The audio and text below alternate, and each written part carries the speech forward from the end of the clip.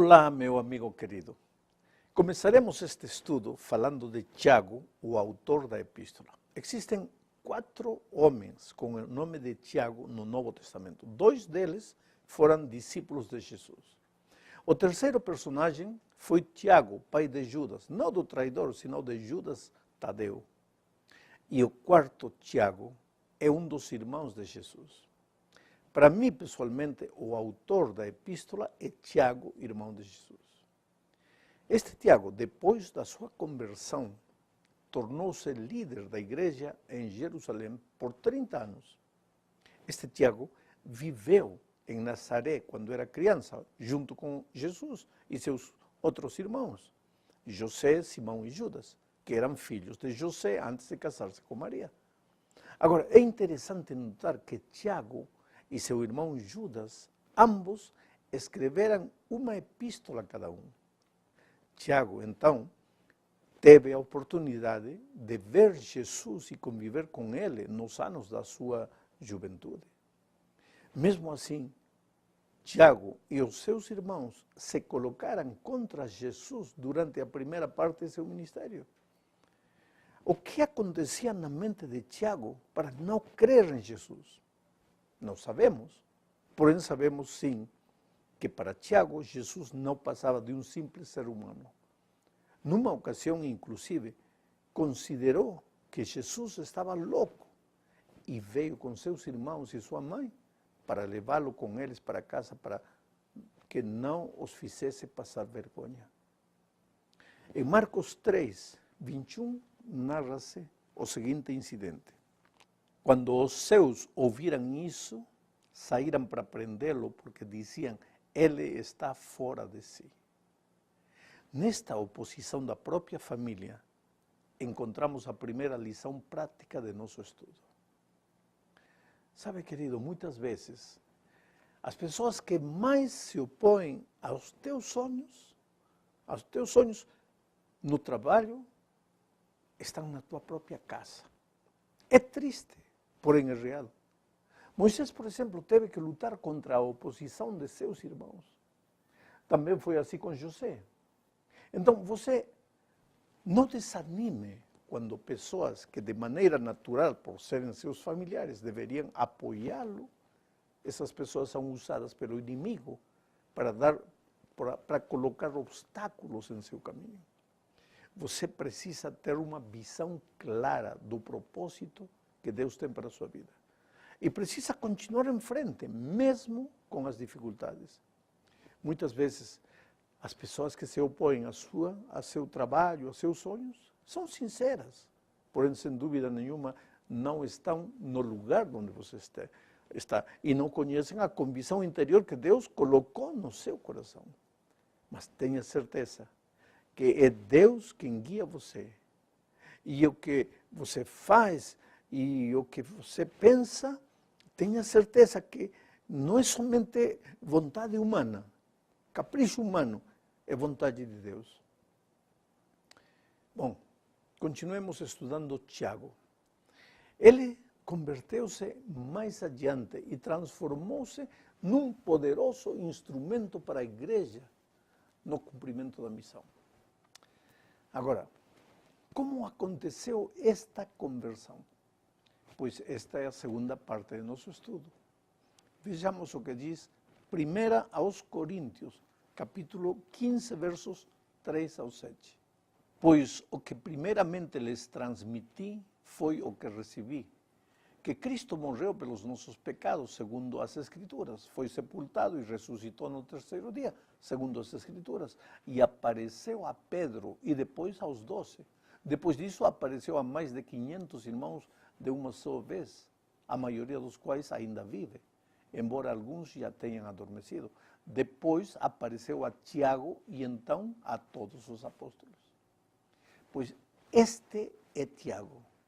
Entendemos que a aparição de Jesus depois da ressurreição a Tiago foi o ponto que mostrou ao irmão incrédulo que Jesus não era somente o fruto do ventre de Maria. Era o próprio Deus, feito carne na pessoa de Jesus Cristo. É por isso que Tiago começa a sua epístola dizendo em Tiago 1:1 o seguinte: Tiago, servo de Deus e do Senhor Jesus Cristo. Este é um dos grandes testemunhos da divindade de Jesus. Seu próprio irmão incrédulo, no começo, declara que Jesus é Deus. E em toda a epístola, veremos a reverência e o respeito que Tiago mostra pela pessoa do Senhor Jesus Cristo. E aqui tem outra lição prática. Pessoas que são aparentemente duras para aceitar o Evangelho, quando aceitam, tornam-se os maiores instrumentos nas mãos de Nosso Senhor. Eu conheci faz muitos anos a um homem que um dia arrastou a sua esposa e a tirou da igreja o dia que ela iria se batizar. Tão furioso estava aquele homem que nenhum diácono se atreveu a detê-lo. Porém, um dia, Jesus conquistou o coração daquele homem. E hoje ele é um líder e defensor da igreja. Então, querido irmão, querida irmã, não fique desanimado se na sua família ou entre seus amigos você conhece alguém que se opõe ao Evangelho. Continue orando por ele e um dia você vai se surpreender com os resultados. Bom, continuemos nosso estudo. Ao longo da história, tem existido muita controvérsia entre se foi realmente Tiago, irmão de Jesus, quem escreveu a epístola. Mas, se examinarmos com cuidado e detidamente o trasfundo, veremos que ele, Tiago, o irmão de Jesus, é o autor. Olha, depois de seu encontro com Cristo ressuscitado, Tiago converteu-se num dirigente reconhecido da igreja em Jerusalém. E era considerado por todos com reverência e respeito, inclusive pelos judeus, de tal jeito que ganhou o apelido de Tiago o Justo. Tiago é mencionado por São Paulo entre os que eram colunas ou apóstolos que desfrutavam de maior autoridade na igreja. Em Gálatas 2:9 encontramos o seguinte: reconhecendo a graça que me fora concedida, Tiago, Pedro e João, tidos como colunas, estenderam a mão direita a mim e a Barnabé em sinal de comunhão. Eles concordaram em que deveríamos nós dirigir-nos aos gentios e eles aos circuncisos. Este era Tiago. Além disso, devido a sua fiel observância da lei, teve imensa influência sobre os judeus e exerceu o ministério como bispo de Jerusalém durante 30 anos. A tradição diz, apoiada por Eusébio, um dos grandes pais da igreja e historiador, que Tiago morreu como um mártir por causa da sua fé. Segundo a tradição, ele teria sido empurrado do pináculo do templo. O pináculo do templo era a parede que estava numa esquina ao redor do templo e que sobressalia sobre o Vale do Cedrão, a uma queda de mais de 45 metros de altura desde a parte superior. Foi naquele mesmo lugar que o demônio levou a Jesus e lhe disse: se és filho de Deus, jogue-se de aqui para baixo. É aí que Tiago morreu, segundo a tradição. Agora vejamos a relação de Tiago com o Evangelho. Esta é a terceira parte de nosso estudo. Muitos estudiosos da Bíblia diminuem a importância da mensagem de Tiago, talvez influenciados por Martinho Lutero. Martinho Lutero, sem dúvida alguma, foi um instrumento que Deus ergueu na história do cristianismo para resgatar a mensagem bendita da justificação pela fé que estava enterrada sob uma montanha de tradições humanas. Numa época escura da igreja, onde se vendiam indulgências ou requeria-se de penitência para alcançar a salvação, Lutero apareceu no Vaticano proclamando que o justo viveria pela fé. E com ele se deu origem àquilo que hoje chamamos de reforma. Claro que a reforma não é algo que começou e terminou com Lutero. Existem muitas outras verdades que tinham sido enterradas durante o oscurantismo religioso e fora necessário que sejam resgatadas. Verdades tão importantes como a justificação da fé, por ser parte do mesmo assunto. Entre essas verdades estava o estilo de vida do cristão, o estado dos mortos, o ministério sacerdotal de Jesus e o sábado. A Igreja Adventista do Sétimo Dia é parte desse movimento de reforma espiritual chamado a resgatar verdades que permaneceram escondidas por muito tempo. Assim sendo, querido, mesmo que Martinho Lutero fora um heraldo da justificação pela fé, parece que não compreendeu qual é o resultado da salvação. A causa da salvação é a fé e o resultado é a obediência. Cada um tem seu lugar na experiência do cristão. Confundir este assunto pode ser fatal. Porém, essa confusão vem desde os dias de Paulo e de Tiago. Paulo, por exemplo, enfatizava ao ensinar que a salvação independe das obras e que a salvação é unicamente pela fé na graça de Cristo. Mas existiam pessoas que punham a fé contra as obras, esquecendo que as obras são o resultado natural da fé. Então Deus levanta Tiago. Para quê? Para colocar as obras no seu devido lugar. Por isso, engana-se qualquer pessoa que creia que Tiago defende as obras como causa da salvação. Tiago destaca a fé. Tiago é um escritor bíblico autenticamente evangélico.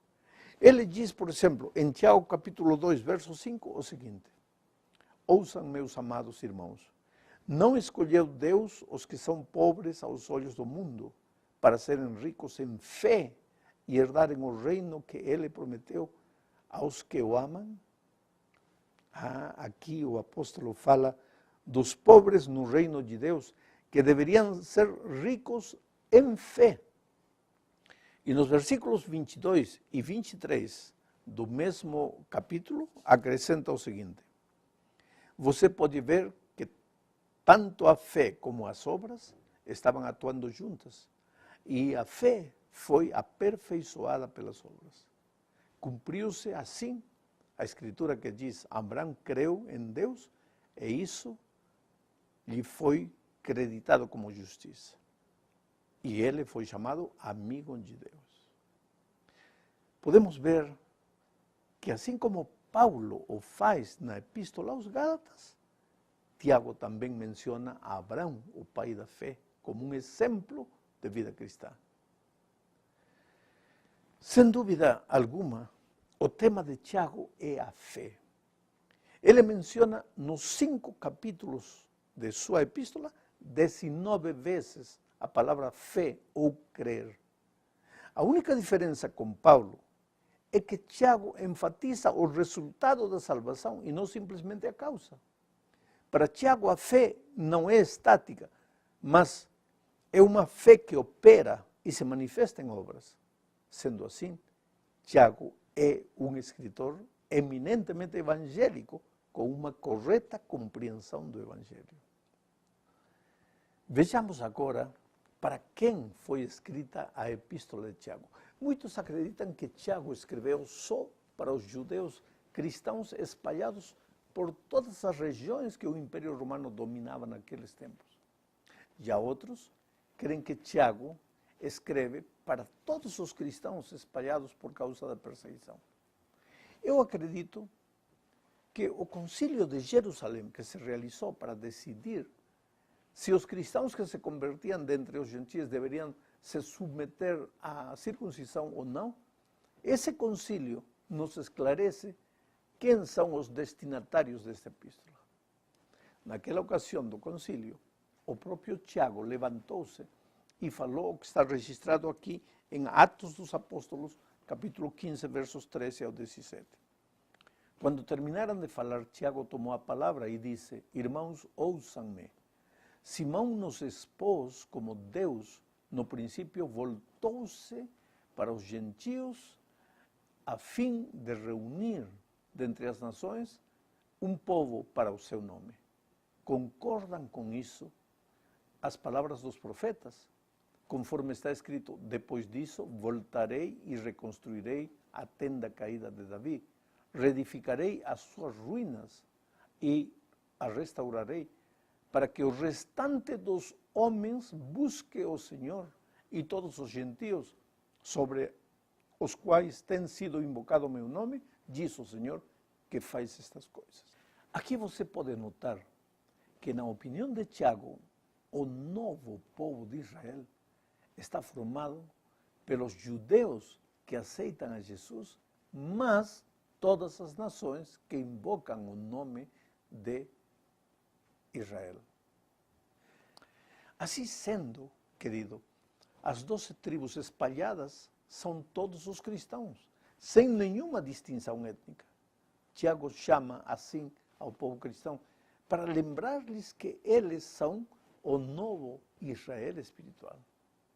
Pedro também nos lembra isso em 1 Pedro capítulo 2, verso 9, quando diz: mas vós sois a geração eleita, o sacerdócio real, a nação santa, o povo adquirido, para que anuncieis as grandezas daquele que vos chamou das trevas para a sua maravilhosa luz. Bom, estamos chegando no fim deste estudo. Agora falaremos de Jesus e Tiago. Como já vimos, eles eram irmãos.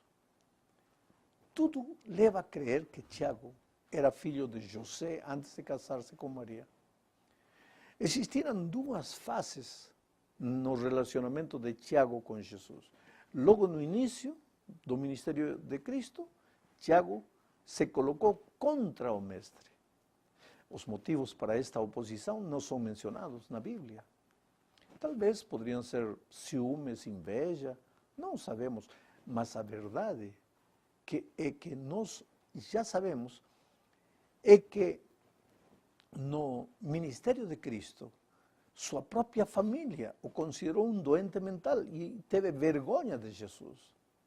Porém, depois da ressurreição, quando Jesus se lhe apresentou em visão, Tiago aí mudou por completo. Reconheceu o Senhor Jesus como Deus e o aceitou como Senhor. Por isso, ele escreve no primeiro verso da sua epístola: Tiago, servo de Deus e do Senhor Jesus Cristo. E a partir de ali, o apóstolo passa a ser um admirador de Jesus.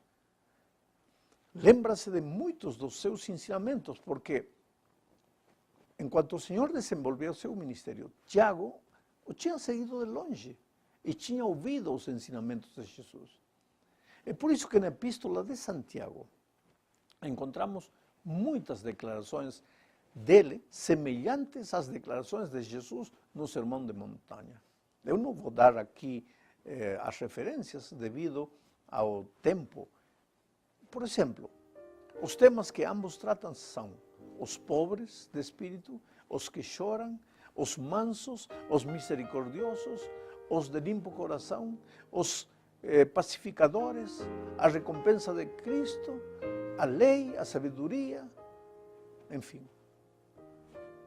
Há um paralelismo entre o que Jesus escreveu ou falou no Sermão da Montanha e o que Tiago escreveu na sua epístola.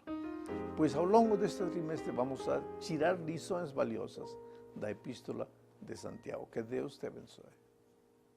O nome de Tiago no Novo Testamento. 2 deles foram discípulos de Jesus.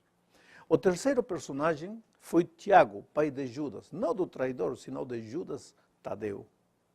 E o quarto, Tiago, é um dos irmãos de Jesus. Para mim, pessoalmente, o autor da epístola é Tiago, irmão de Jesus. Este Tiago